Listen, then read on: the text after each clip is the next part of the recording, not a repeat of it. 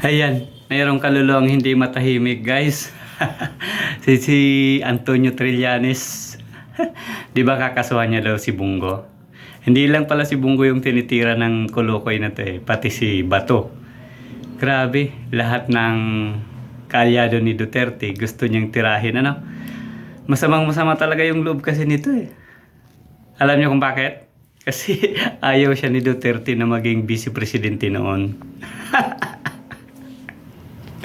At sobrang sama ng loob. Ayan. Lahat ng kaalyado ni Duterte gustong tirahin. Pero ano ba yung nagawa ng tao na to dito sa Pilipinas?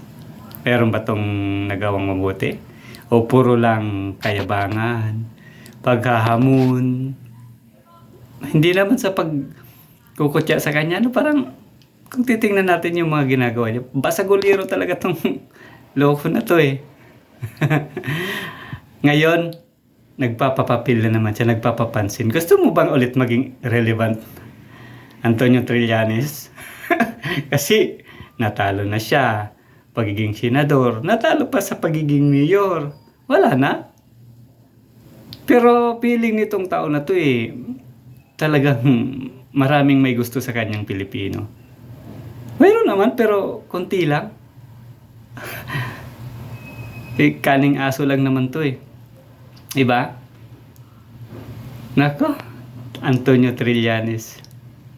Kung ako sa'yo, manahimik ka na lang. Kasi wala ka namang nagawang maganda dito sa Pilipinas na to Naalala ko nung sa Oakwood Mutiny. Ang tapang-tapang mo noon Naka-uniform ka pa.